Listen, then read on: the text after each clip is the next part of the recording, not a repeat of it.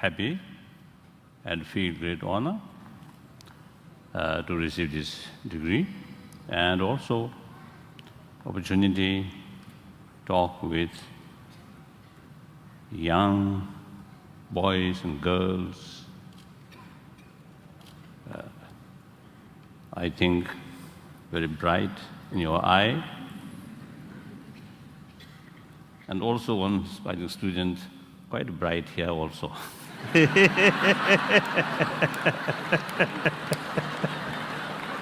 I think we two competing. Sorry.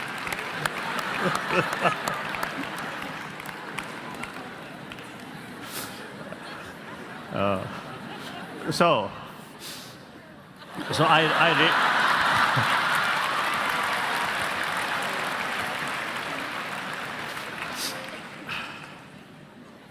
because these young people, you are the basis of our hope. 20th century, I born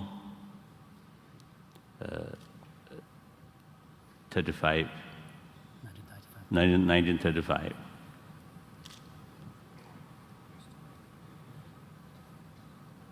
And just before Second World War,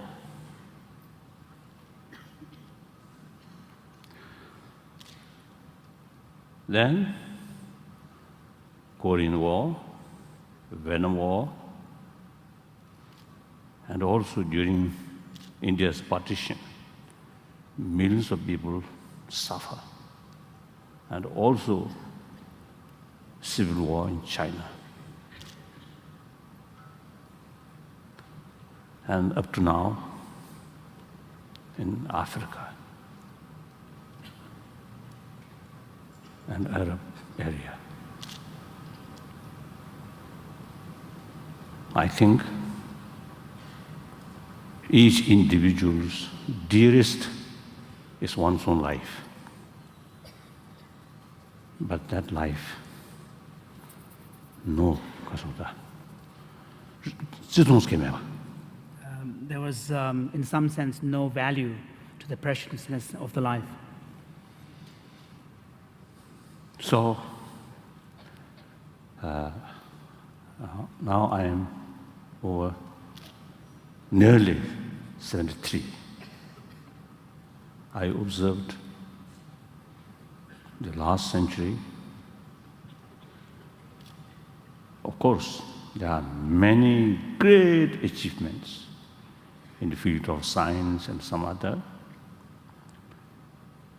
But that century also become century of war, century of violence.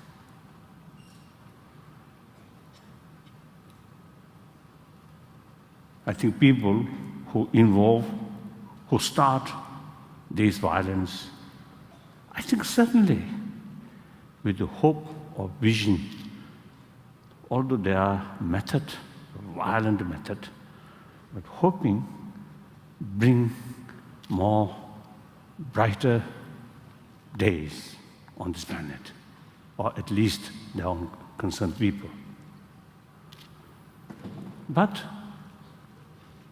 it seems as if violent counter-violence and something like endless. So therefore, you, the new generation of 21st century, now you are our hope, the basis of our hope. You will create this century a century of peace, century of tranquility, no more bloodshed. Each individual's dearest sort of self live happily.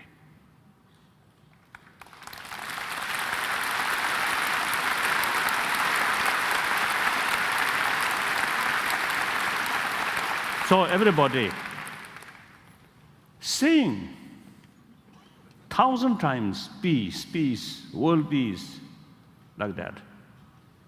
But peace not come from sky. Why? The violence, war, our creation. So peace depends on us. So we must make lasting peace. So my generation, I always mention, you see, most of professors, chancellors belongs 20th century. So we are now ready to say goodbye.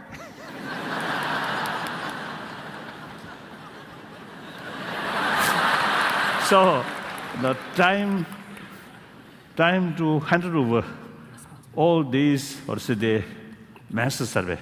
The mess. The mass world now handed over to you. Now you have to find ways and means to overcome these problems.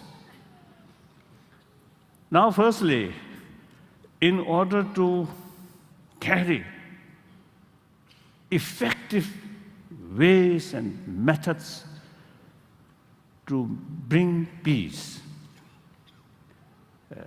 firstly, you need willpower to face any conflict without using violence, but through dialogue, through talk, face to face. So I often used to telling people or sharing with people, now this century should be century of dialogue. Dialogue is the only way to solve conflict. If we hoping peaceful world, that means without any conflict, that is unrealistic. I think so long we human beings with this intelligence which have ability, different visions, different hopes, expectation, then different ideas, different interests, always there. And also the global warming and the limitation of natural resources and the population increasing. So there are bound sort of factor develop conflict. So the peace means when we challenge these conflict without using force, but through peaceful means, through dialogue. Now, in order to carry dialogue, we need will or determination. And here, determination based on compassion. That means simply respect others' right, others' interest, and so they dare to harm them. So instinctively refrain from harming others. So here, one way we need compassionate, heart. Then secondly, we need wisdom, or more something like holistic view. The knowing the reality, sort of full picture. So for that, I think, although the concept comes from Buddhism, Buddhist philosophy, but I feel that is something adaptable to everyone. That is concept of interdependency. Everything interdependent. So now, today's world, in economy, in many fields, not only nation to nation, but also continent to continent, heavily interdependent. So under that circumstances, there's hardly no nation or no group of people as the enemy, rather part of ourselves. So therefore, destruction of your enemy or your neighbor is actually destruction of yourself. So taking care of even your so-called enemy who have different views, different interests, and little negative attitude towards you, but in reality, these are also part of yourself. And your future depends on them. So therefore, from the viewpoint of interdependency, interconnectedness, you get the conviction. Now, using violence, defeat our neighbor, it's meaningless. In ancient time, through war, through violence, victory oneself means defeat. Defeat of your neighbor or your enemy means your victory. Now today, mutual destruction. Destruction of your neighbor, your enemy. Essentially, destruction of yourself. So therefore, the concept of war is outdated. Therefore, now one side try to strengthening compassion, respect, all form of life. Other hand, on the basis of theory of interdependency, develop holistic view. Combine these two things, I think we can bring genuine, lasting world peace. And in order to do that, person who, within individual, full of hatred, full of anger, full of fear, then peace is simply lip service. So genuine peace must through within inner peace.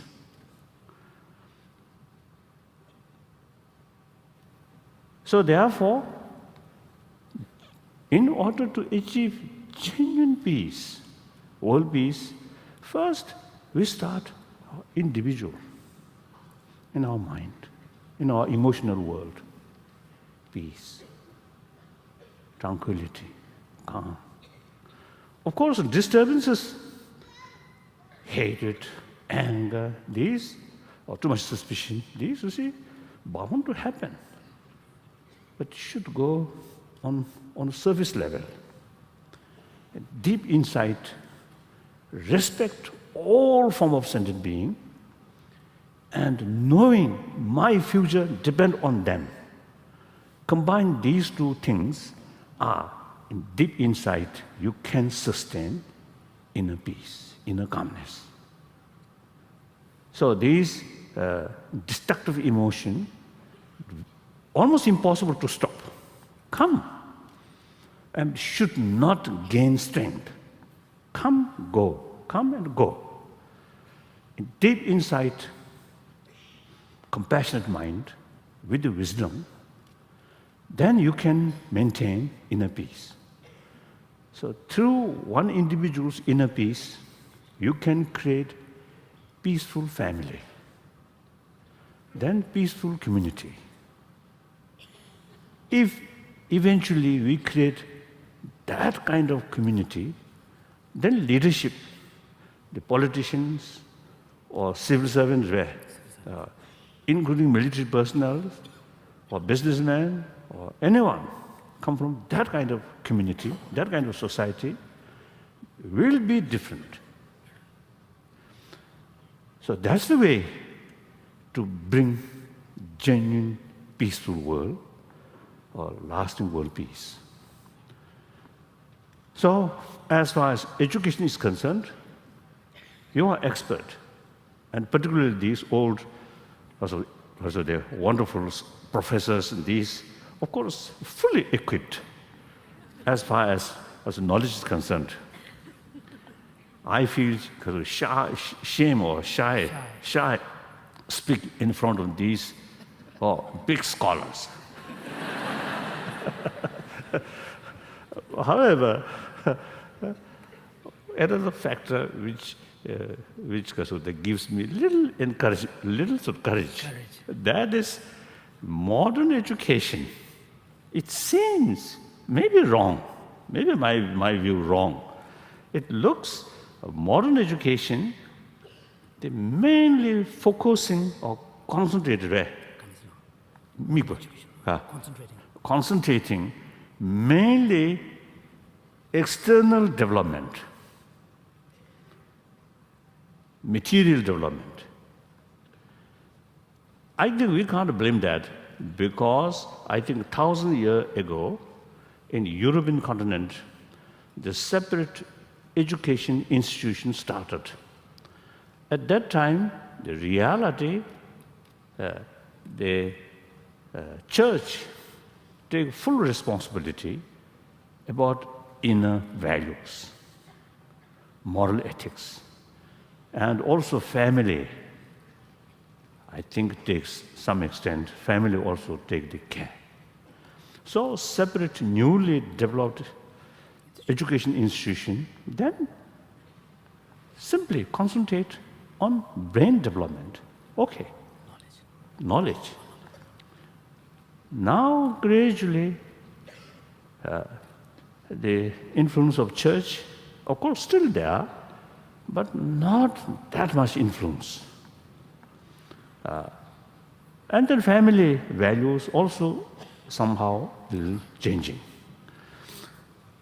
Therefore, now the education institution alone have the responsibility to take care both education and moral ethics. So now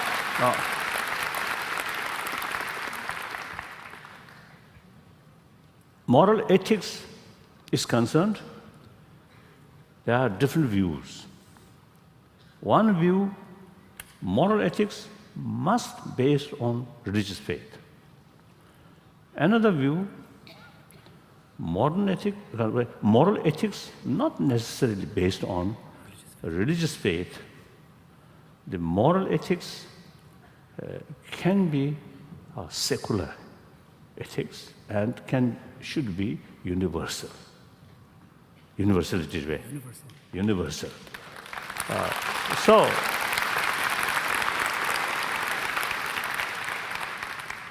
So therefore, my earnest request, professors as well as students and teachers, please pay sufficient attention about inner values, mainly warm-heartedness. That much I want to share with you. Then,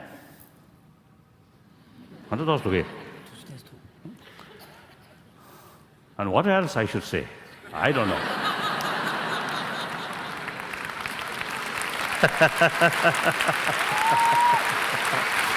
Oh.